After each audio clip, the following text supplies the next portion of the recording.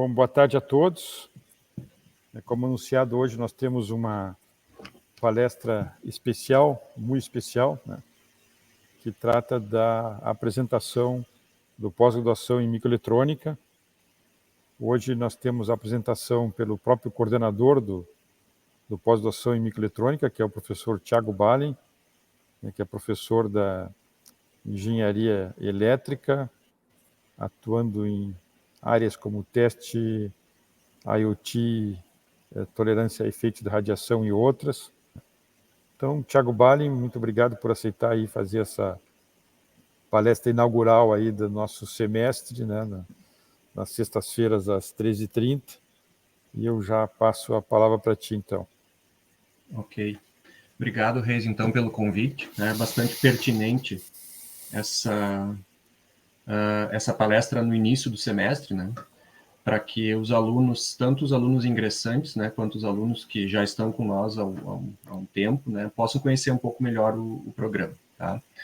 Então, essa palestra ela não é só dedicada a mostrar o programa para quem não conhece, né, mas para quem já conhece também conhecer alguns pontos, né, que eventualmente a gente não fica sabendo, né, e desconhece, tá?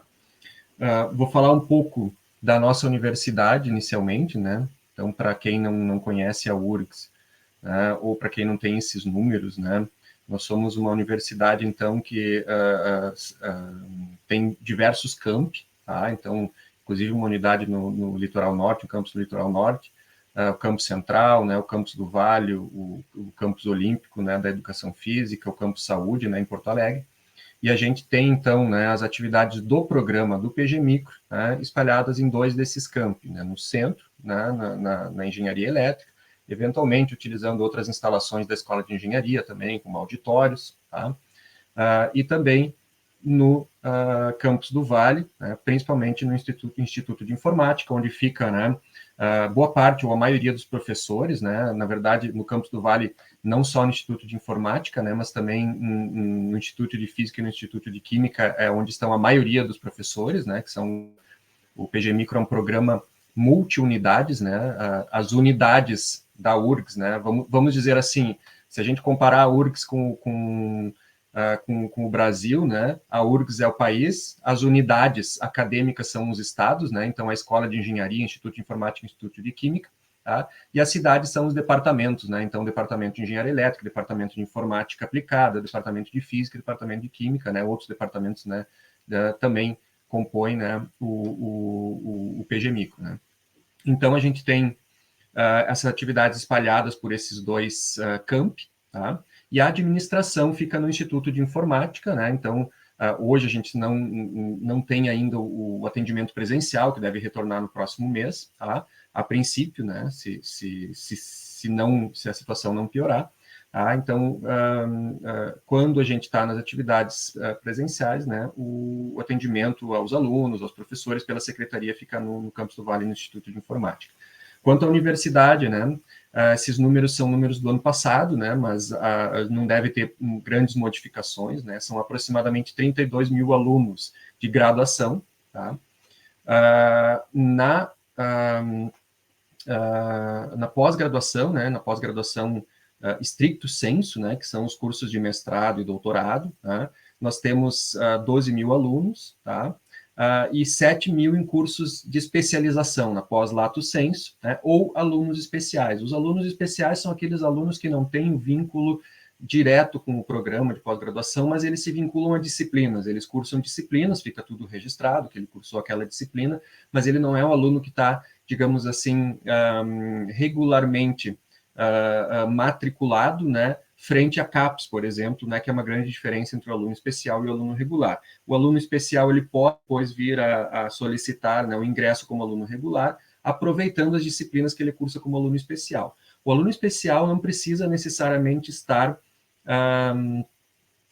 ter concluído a graduação, né? Um aluno especial pode ser um aluno de final de curso de graduação. Então, alunos que tenham interesse, que estejam cursando a graduação, tá? E têm interesse depois em continuar seus estudos aí em nível de pós-graduação, eles podem, né, solicitar matrículas como aluno especial. A gente vai falar um pouquinho mais sobre isso no final e quando a gente for falar de uma disciplina extra que está ocorrendo agora no PG Micro.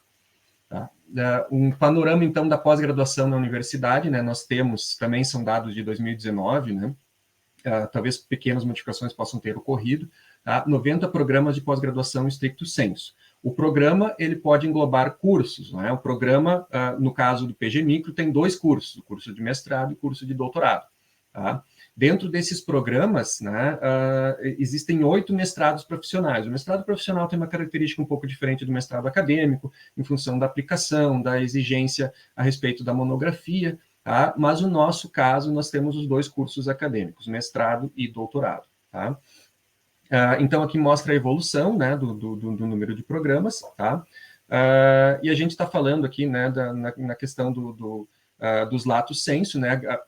Vale a pena explicar o que é a diferença entre o lato sensu e o stricto sensu, né? O stricto sensu são os cursos do PG Micro, ou seja, o senso estrito da palavra pós-graduação, tá? É um curso acadêmico, é um curso, então, que tem uma duração um pouco maior, demanda uma tese, uma dissertação, e a pós-graduação lato sensu, né, significa no senso amplo da palavra, né? Tudo aquilo que vem depois da pós-graduação tem que ter uma carga horária mínima, se eu não me engano, são 360 horas de curso, né? São as especializações, tá? Então, a gente está aqui mais focado, né, na questão, né, do stricto sensu, que é onde o programa de pós-graduação em microeletrônica se insere, tá?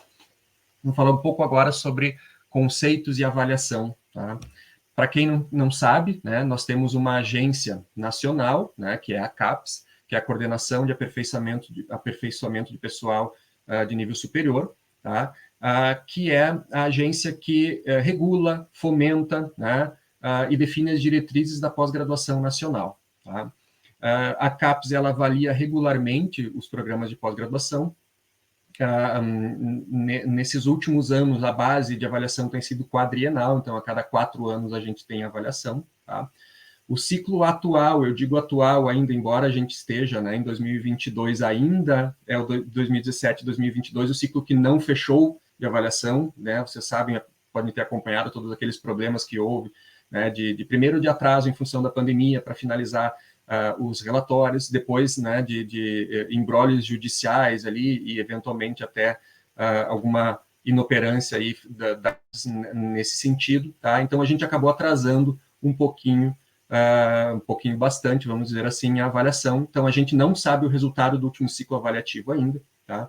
O PG Micro, ele é um dos programas da URGS Conceito 5. Tá? Então, se vocês olharem aqui, a grande maioria, né, dos programas da URGS, ele tem nota 5. Tá? Que, basicamente, né, a gente tem também programas notas 3 e 4, então são as notas mínimas, né, nota 3 e 4, nota 5, e 6 e 7 são os programas considerados programas de excelência. Tá? Então, o programa nota 5 já é considerado também um programa de excelência, né? Mas dentro dessa divisão da CAPES, né, ainda existe uma categoria que é considerada aqueles programas que se destacam na internacionalização, na inserção social. Tá? E a gente acredita, né, fortemente que o PG Micro ele é um desses programas, tá?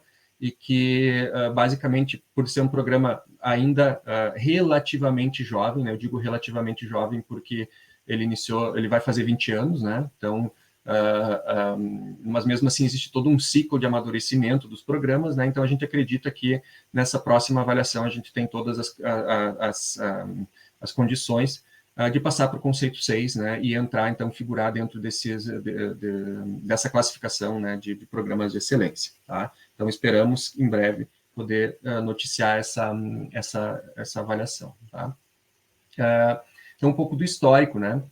O PG Micro iniciou em 2003, né, com um doutorado em microeletrônica, então houve um edital, né, da própria CAPES solicitando lá em 2002, né? Na verdade, a estabelecimento, digamos, burocrático do programa foi em 2002, ele foi criado, né, portaria da URGS foi de 2002, tá? Mas ele iniciou, né, a primeira turma em 2003. Tá? Então, houve um edital solicitando propostas de programas em áreas específicas. Né? Então, era microeletrônica e biotecnologia, tá? Ou bioinformática, se não me engano. Tá? Então, houve 2 propostas, e uma das propostas que foi aceita e que foi colocada em prática, né?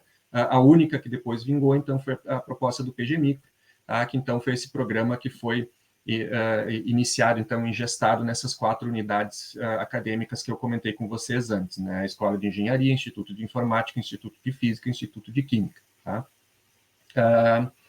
O mestrado veio um pouco depois, então, o doutorado começou em 2013, o mestrado começou em 2007, tá?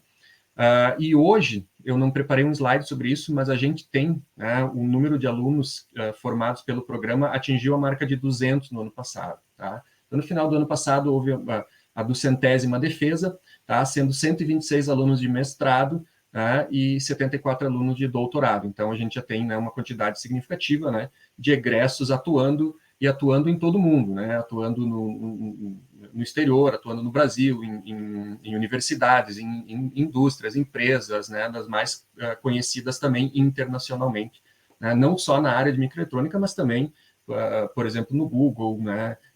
Em outras empresas bastante conhecidas, tá? A gente tem, então, 22 professores, tá?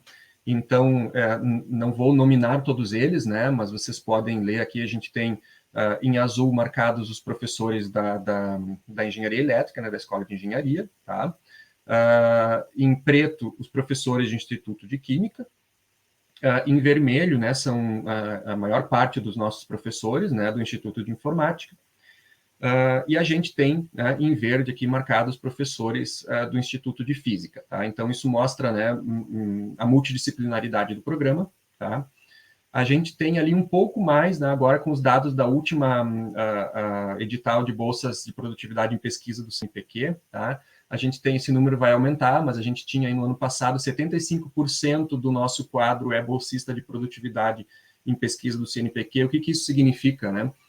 O CNPq, que é a agência de fomento à pesquisa do Brasil, né, ele, digamos assim, ele financia, tá, pesquisadores, não só como projeto de pesquisas, né, projetos que também concorrem em editais, mas ele financia através de bolsas para esses professores, para que eles possam se dedicar à pesquisa. Tá? Então, a gente tem 2 níveis de bolsa, nível 1 e nível 2, tá? Metade dos bolsistas do PG Micro é nível 1 e metade é nível 2. Então, era em torno de 8 bolsistas nível 1, 8 bolsistas nível 2. Agora a gente vai ter provavelmente 10 bolsistas nível 2, aumentando um pouco esse número. O que isso significa? Significa que esses pesquisadores eles se destacam no Brasil, né? Eles se destacam no cenário da microeletrônica, a ponto de ser pesquisadores, digamos assim, registrados, né? E apoiados diretamente pelo CNPq através dessas bolsas. Tá? Então, isso mostra a grande qualificação do nosso corpo docente. A gente tem também, entre o corpo docente, 5 ganhadores do Prêmio Landel de Moura, tá?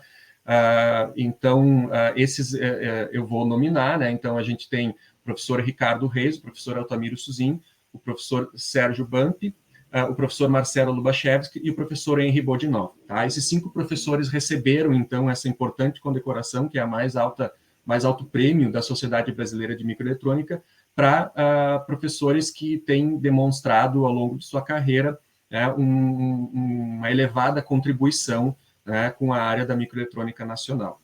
Tá? Também tivemos professores ganhando 3 vezes o Prêmio Pesquisador Gaúcho, da FAPERGS, tá? Mostrando, então, mais uma vez, né, a diferenciação do nosso corpo docente. Tá? Não são só os professores que ganham prêmios, tá? Os alunos também, a gente tem ganhado aí diversos prêmios, concursos de teses e dissertações, tanto da SB Micro, quanto concursos internacionais também, né, concursos práticos, né, na parte, né, de ferramentas, de CAD, etc. Né? Então, a gente tem muitas premiações de melhores artigos em conferências também, então a gente tem, né, demonstrado aí, né, uma grande diferenciação nas nossas pesquisas. Tá?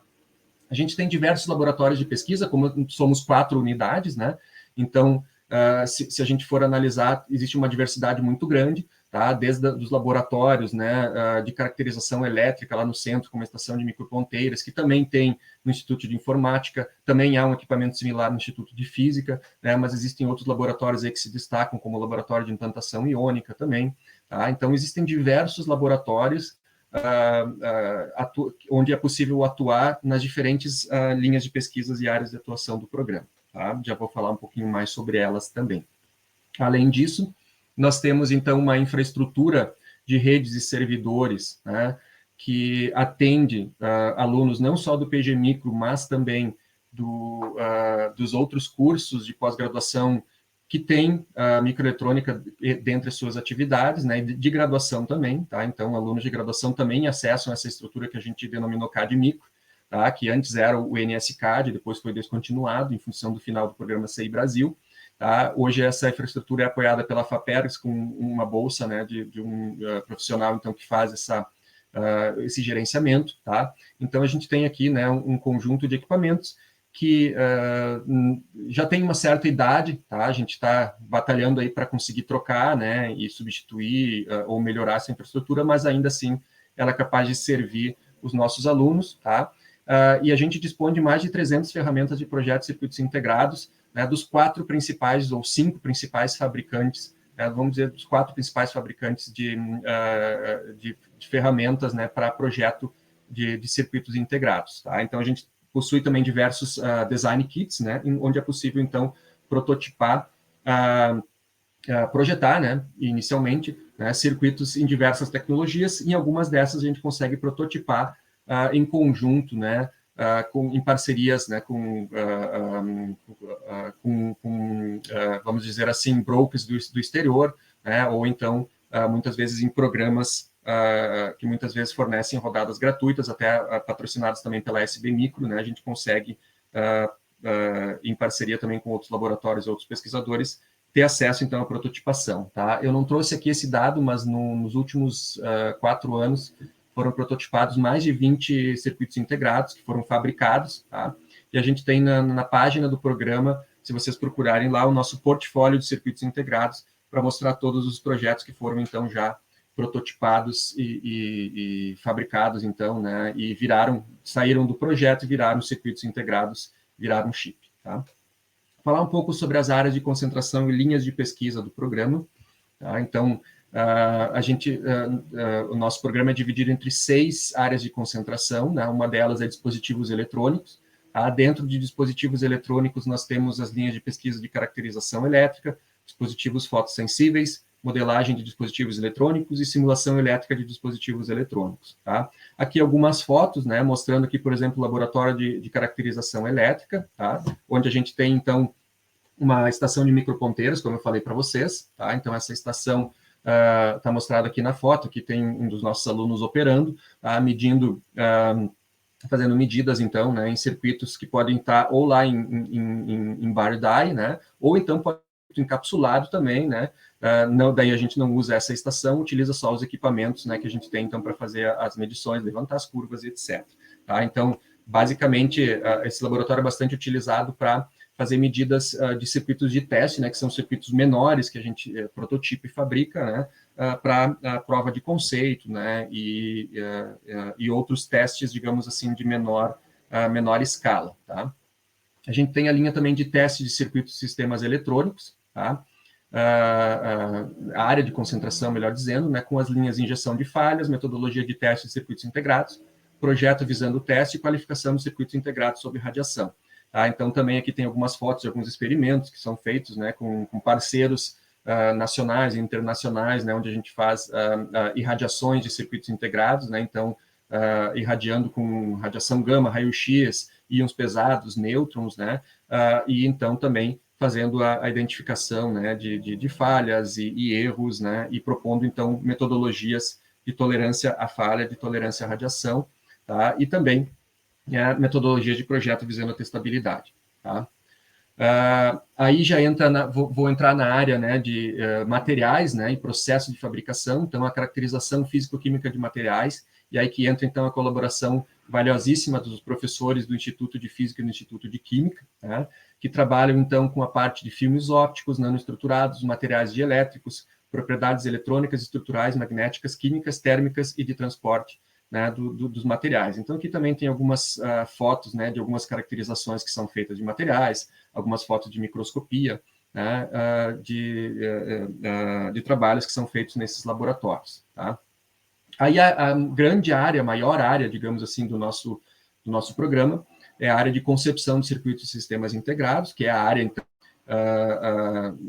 que se ocupa do projeto, né, de circuitos integrados. Então, nas linhas de projeto de arquiteturas VLSI dedicadas a aplicações específicas de codificação de vídeo, projeto de circuitos analógicos, CMOS, projeto de circuitos de radiofrequência integrados, projeto de circuitos com baixo consumo de potência, projeto de circuitos e sistemas digitais, projeto de circuitos e sistemas tolerantes à radiação e sistemas em chip, né, e circuitos programáveis FPGA. Então, é a área que tem mais linhas de pesquisa, tá? E a área onde tem também o maior número de professores atuando. Tá? Então, a gente tem aqui algumas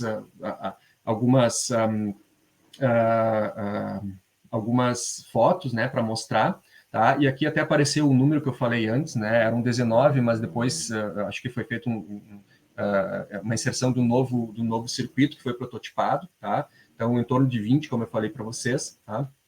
Circuitos que foram prototipados e foram, então, fabricados, né? Então, são diversos projetos, desde circuitos analógicos até circuitos digitais, inclusive, né, houve a prototipação no circuito em FinFET, com parceria de uma universidade do exterior, nesse último quadriênio, né, que foi, então, produto, né, dos trabalhos dos alunos do programa. Tá?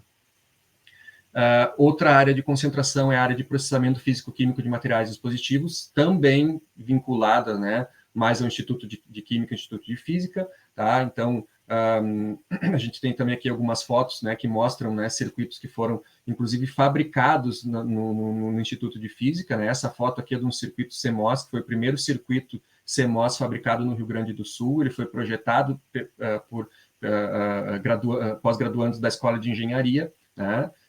Vinculados à Escola de Engenharia, né? E aí foi fabricado no Instituto de Física. Quando eu digo vinculados à Escola de Engenharia, porque os orientadores, né, são oriundos de lá, tá?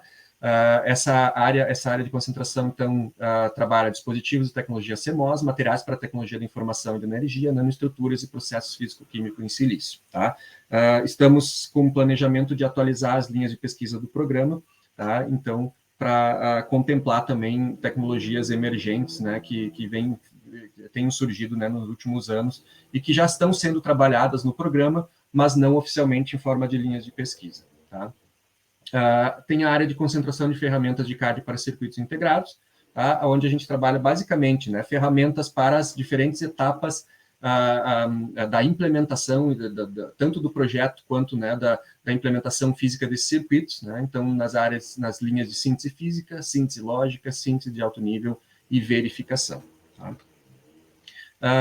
Eu tinha falado para vocês que eu não tinha um slide, mas eu tenho, só que ele está desatualizado, tá? Então, esse slide era de 28/4 do ano passado, né? Então, desde lá, então, a gente teve mais 5 egressos, tá? Esses últimos anos, principalmente o último ano, tem sido ruim em termos de tanto de procura de alunos quanto de egressos em função da pandemia, tá? A gente está, em função também de outras questões, né? A gente está aí com um número não muito interessante, tá? Então, eu faço aí um chamamento, né, para quem tem um interesse, pessoal, essa é a hora, a gente tem bolsas sobrando, tá? A gente tem bolsas para atribuir, tá? Para alunos que venham a ingressar nesse próximo ano, tá?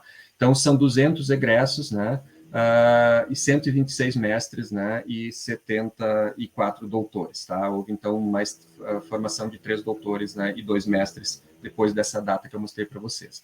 E como eu comentei já com vocês, né, a gente tem uma inserção internacional muito grande, tá? A gente tem egressos trabalhando na Intel, na NXP, no IMEC, na ARM, Synopsys, Cadence e universidades conceituadas no exterior. E também tem muitos egressos, né, do PG Micro, que são professores também em institutos federais e em outras universidades, tá? Inclusive na nossa própria universidade, inclusive no nosso próprio programa, tá? A gente tem egressos do PG Micro atuando, né, mostrando também o grau de maturidade do programa. Tá? Como é que funciona para entrar no programa? Tá? Para aluno regular, tá? A gente tem os ingressos no mestrado, tá? Que em geral é semestral, tá? E no doutorado, que é fluxo contínuo. O que significa o fluxo contínuo? Fluxo contínuo, eu posso solicitar o ingresso a qualquer momento, claro que eu tenho que preencher os pré-requisitos, eu tenho que encaminhar documentações, né, que são solicitadas, tá? E a partir daí, então, a gente tem até 2 meses, né, para analisar e cumprir todos os trâmites para o aluno poder entrar no programa. Em geral, a gente tem feito hoje isso em 1 mês, tá? Em função até da própria conjuntura. E o próprio mestrado também, tá? A gente tem feito, quando tem sobrado bolsas, que é o caso, a possibilidade do ingresso mais ou menos mensal, tá? Então, até abril agora, a gente tem datas, que é sempre até o dia 10 de cada mês, é possível solicitar o ingresso, tá? Fazendo ingresso pelo sistema de inscrições, tá? Já vamos falar um pouco mais para vocês lá do site do programa. E ingressa, então, até o dia 10, faz a solicitação, e se for aprovado, no próximo mês, no mês seguinte, tá, já pode ingressar no programa. É óbvio que quem ingressar agora, a partir dos próximos meses, já não vai ingressar nas disciplinas, mas já pode ingressar cursando, por exemplo, outras disciplinas, pode cursar as disciplinas de trabalho individual, ou de tese e dissertação, tá? E depois, quando virar o semestre, vai poder fazer a matrícula nas próximas disciplinas. Tá? Então, essas seriam as possibilidades de ingresso. Tá? Aqui, na verdade, também, né, não é até 3/5 aqui, tá? Ele está aberto, os editais do mestrado estão abertos até abril, tá? Então, até abril é possível ingressar, né, nesses editais de fluxo contínuo, e depois a gente vai ter um novo edital para aí sim ingressar no próximo semestre já com as disciplinas, tá? Então, dependendo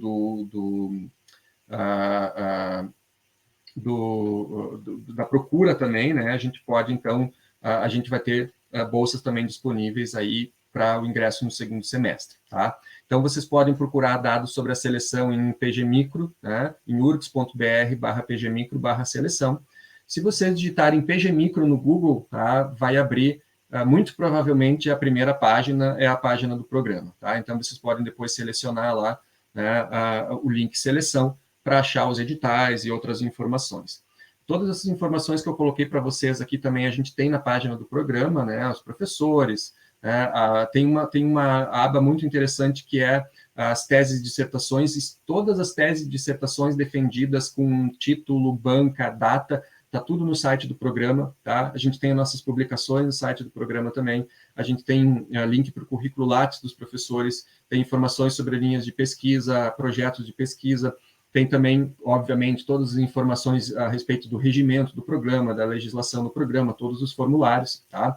Então, como é muita informação, às vezes algumas pessoas me dizem, eu não achei tal coisa, né? Mas está lá, tá? Então, a grande parte, ou quase toda a informação que o nosso aluno precisa, que o nosso futuro aluno precisa também, está na página do programa, tá? Antes de finalizar e abrir, então, para perguntas e respostas, né, eu vou fazer a divulgação de uma disciplina que vai acontecer, então, a partir da semana que vem, é uma disciplina de tópicos especiais, tá? Então, ela é oferecida, né, pelo professor Luciano Ost, que é um colaborador do programa, ele é co-orientador, né, ele não é um colaborador regular, né, não está entre o hall de professores colaboradores, mas ele é orientador do programa, tá, e colabora bastante com pesquisas, né, com o professor Ricardo Reis. O professor Ricardo Reis também é corresponsável por essa disciplina, tá, e essa disciplina, então, versa sobre, uma disciplina de tópicos especiais que vai versar sobre otimização e paralelização de redes neurais para sistemas multicore, tá. Então, ela tem uma carga horária de 1 crédito, são 15 horas aula, né, dispostas, então, nesses dias aqui, 5 aulas teórico-práticas, entre os dias 25 e 28 de janeiro e 1 e 3 de fevereiro, sempre às 10 da manhã, tá? O método de avaliação, então, vai ser, né, são trabalhos, né, um trabalho final prático, né, que vai ser apresentado, tá? E como é que vocês podem fazer, quem tiver interesse na disciplina, tá? Alunos da pós-graduação da URGS, tá? Basta solicitar a matrícula para a nossa secretaria, tá? Depois eu vou colocar o e-mail aqui, vocês mandam um e-mail solicitando matrícula na disciplina. Quem não for aluno da pós-graduação da URGS, tá? Hoje a gente não tem mais tempo de fazer um ingresso como aluno especial nesse momento, tá? Então, o que eu vou sugerir? Conversem com o professor Ricardo Reis, tá? Para assistir a disciplina como ouvinte, e depois combinem com ele para pegar um atestado que vocês cursaram a disciplina e que foram aprovados com o conceito, né, conforme né, for o andamento da disciplina. E no futuro, tá, quando vocês eventualmente ingressarem no programa, tá, tiverem interesse de ingressar como aluno regular, para aproveitamento de disciplina, a gente pode aceitar, então, esse atestado, né, dizendo que vocês cursaram a disciplina como ouvinte, tendo aproveitamento e com o conceito, tá? Então, basicamente, isso fica mais fácil para a gente, para não precisar ficar correndo atrás agora de registrar alunos especiais fora do período de edital que já passou, né? Então, quem tiver interesse externo, combinar assim, né? Quem for aluno externo ao programa ou à pós-graduação da URGS, pode combinar assim com o professor Ricardo Reis e que a gente, então, no programa aceitará depois isso como esse documento, então, como para validar esse um crédito aí como uma disciplina cursada, tá? Então, mais detalhes, né, para quem tiver interesse de conhecer o programa melhor, tá? Como eu falei para vocês, tem muita coisa na página. A gente tem, então, aqui nesse QR Code, né, vai direto para a página do programa. Como eu falei para vocês, PGMicro também no Google vai direto, praticamente, tá? O e-mail da secretaria é o pgmicro@inf.urgs.br, tá? E o meu e-mail, se vocês tiverem outras dúvidas a respeito do programa, é thiago.balem@urgs.br. E eu ficarei feliz em poder ajudar vocês se vocês tiverem alguma dúvida a respeito do nosso programa de pós-graduação em microeletrônica da URGS, tá?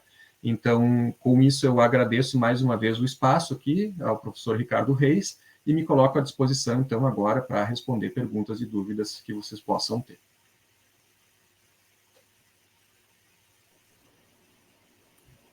Bom, turma.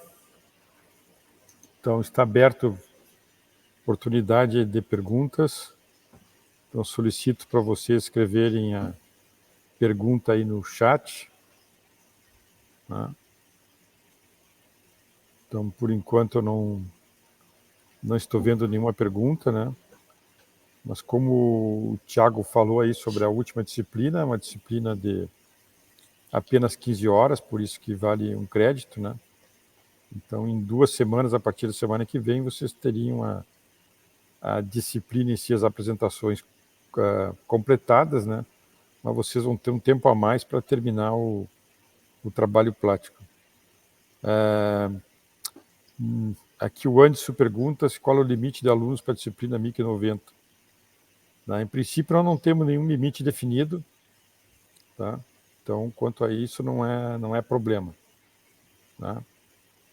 Como a disciplina vai ter que ser virtual, a gente tinha inicialmente esperava-se que poderia ser presencial, né, para parte prática ser no laboratório. Inclusive, o professor Luciano está em Porto Alegre, né, veio da Inglaterra, né, mas né, não vai ser possível ainda ser presencial. Reis, então, tem uma pergunta aqui do João Henrique, que eu estou vendo aqui no chat, né? Ele pergunta se algum egresso trabalhou com interface da né, da microeletrônica, imagino, com agricultura de precisão, IoT aplicada à agricultura, tá? Então, sim, tá?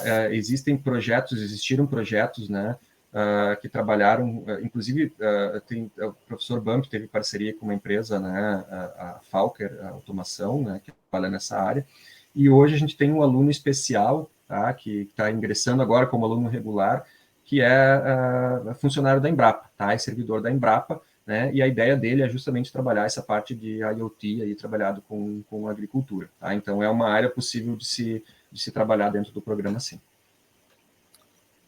Complementando aí, também tem toda a formação de recursos humanos, ela depois vai gerando novas possibilidades, né, que se multiplicando, etc. Então, por exemplo, o professor João Batista, que fez o doutorado na URGS em microeletrônica e que é professor na Federal de Santa Maria e também coordenador da Santa Maria Design House, né, acabou tendo o filho dele envolvido na criação de uma empresa chamada CrowMed, justamente ligado a aplicações na agricultura, né, incluindo aí aplicações de IoT, né, assim também como numa proposta de projeto enviado para a FAPERGS recentemente, que a gente espera ter a resposta agora no mês que vem, a temática também está incluída, né?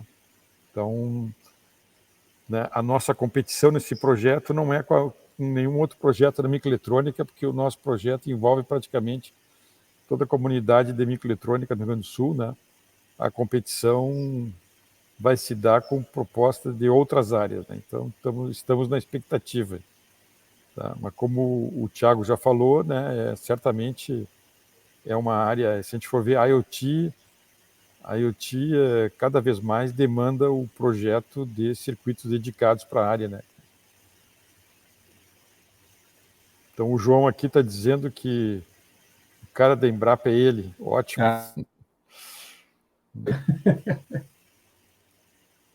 Ele queria saber do passado, então, né? Não do presente. Tá? Tem uma pergunta sim, aqui do Thiago Both, né? Tens o levantamento, Thiago, o percentual de egressos na academia e na indústria? Thiago, prazer te ver aqui entre os ouvintes da palestra, tá? Não tenho, tá? Não tenho essa informação, mas não vou chutar um número, tá? Mas se eu fosse chutar, eu diria que o percentual maior está na indústria, tá? E os que estão na academia a maioria está no Brasil, tem alguns no exterior também, tá? Mas lembro dos últimos levantamentos aí, a parcela de alunos trabalhando na indústria, se eu não me engano, ainda era maior, tá? E os que estão na academia, né, a maioria está trabalhando no Brasil, tá? E os da indústria, não posso dizer que a maioria, tá? Mas uma parte significativa no exterior.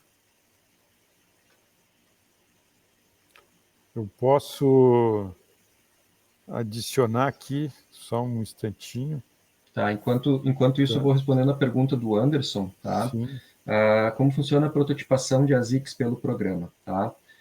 No passado, nós tínhamos a possibilidade direta de prototipar gratuitamente direto com a Moses, né, que é uma broker americana, né, que faz interface com founders, né, e acabava, então, fazendo wafers multiprojetos, né. Hoje em dia, a gente precisa pagar, né, se a gente quiser prototipar com eles, mas existem prototipações gratuitas, por exemplo, através do Mini ASIC, né, patrocinado pelo IMEC, né. Então, é possível, só que, obviamente, né, o grupo precisa submeter uma proposta, né, não é o programa que faz, e sim um grupo de pesquisa vinculado ao programa, então tem que ter a participação do orientador, né, de todo o grupo de pesquisa, submeter uma proposta para poder prototipar nessas rodadas gratuitas que são patrocinadas e também patrocinadas pela SB Micro. Hoje a gente tem o programa APCI da SB Micro, que financia licenças, né, de software e também prototipação, tá? Mas existe sempre a possibilidade de contratar também dentro de projetos de pesquisa. Então, se há um projeto de pesquisa que tem recursos para isso, o projeto pode fazer a contratação desse serviço de fabricação. Então, não é, digamos assim, regra, né, que todos os projetos sejam prototipados, mas existe uma grande possibilidade de prototipação, principalmente de projetos que não são em tecnologias do estado da arte, né? As tecnologias do estado da arte acabam sendo caras e acabam não sendo disponibilizadas por esses programas gratuitos, e também o acesso para prototipar pagando é muito mais caro.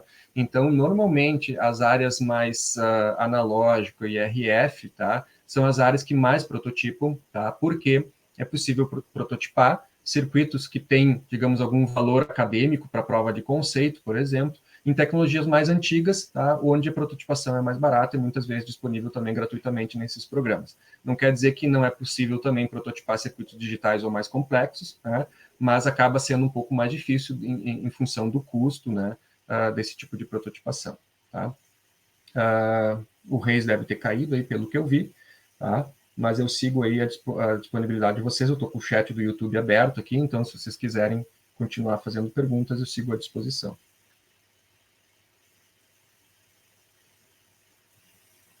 Tá? Vou aguardar mais uns minutos, né? Eu fico então no ar, vamos esperar o Reis voltar, tá?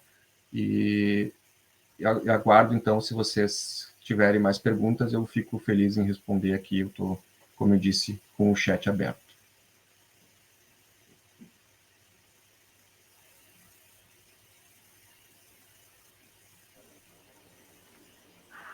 O Reis está retornando aí. Aqui, como eu estou com um laptop novo, que vocês podem até ver, porque a imagem está muito melhor do que antigamente. Está me pedindo aqui para Engraçado que deveria estar sendo compartilhada a tela.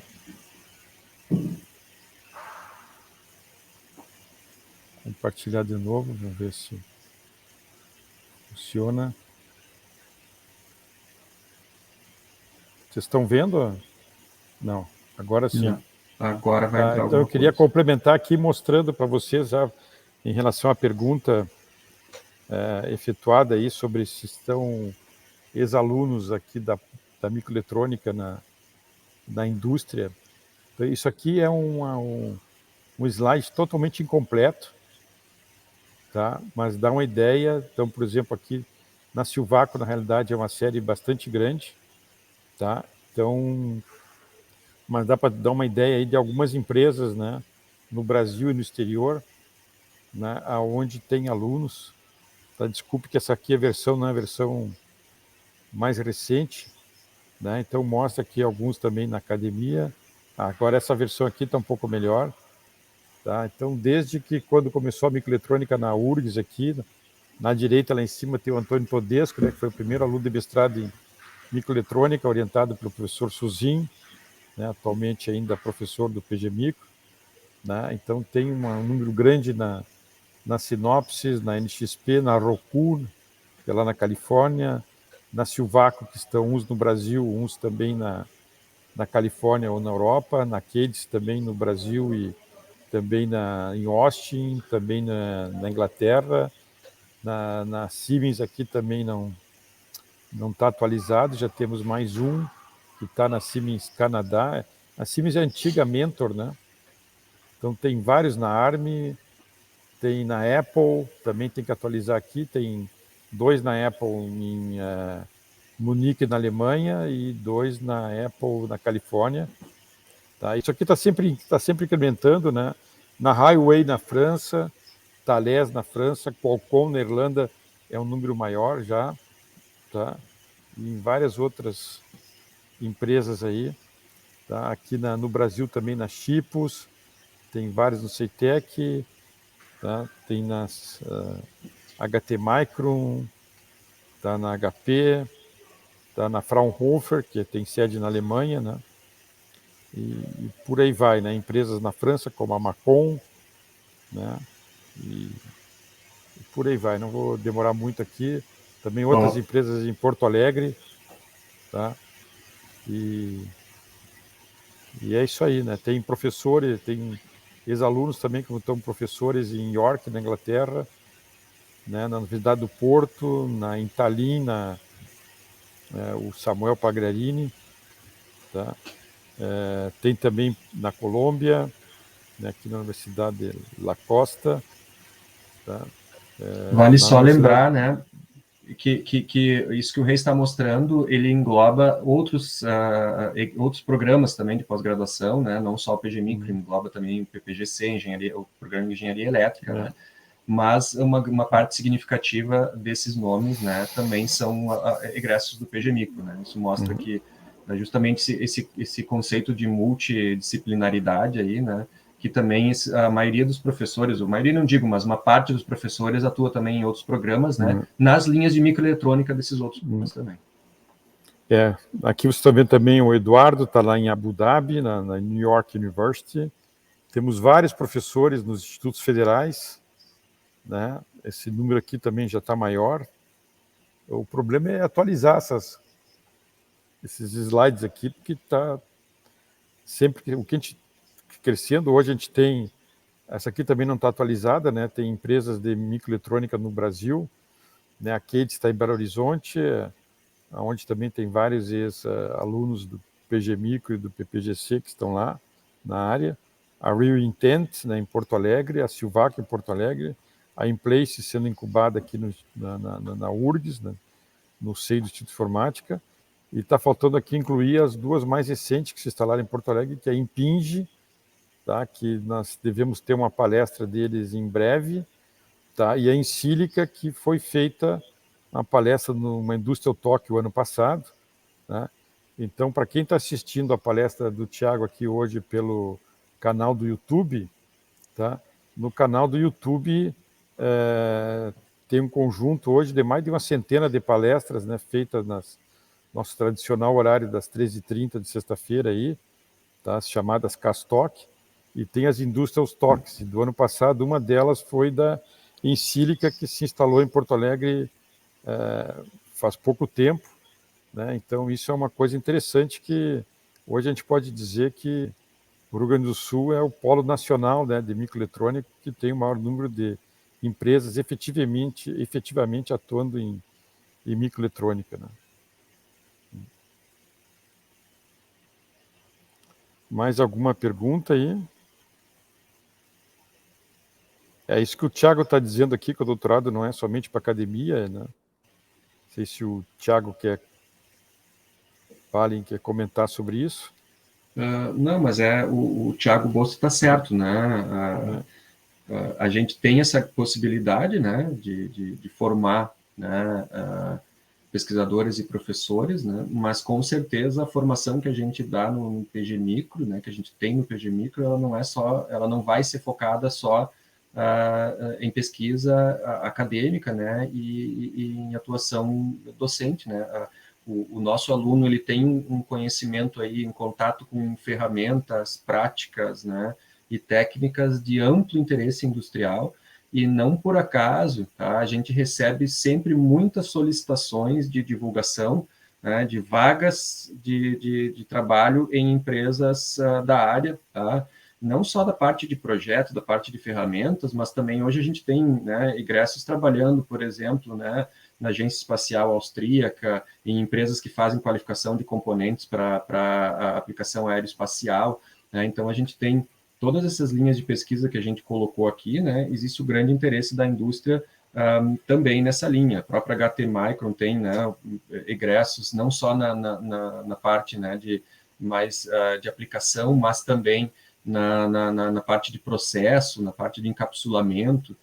Então, poderia falar também da Ceitec, né, mas infelizmente a gente está passando por esse processo triste aí de liquidação, que eventualmente ainda pode ser revertido, mas é difícil, né?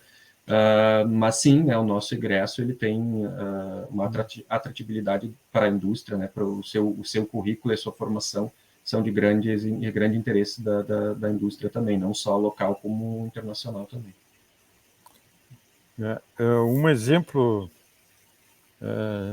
disso aí da interação da indústria, que eu pego dois exemplos aí do Renato Rentke e do Gustavo Wilke.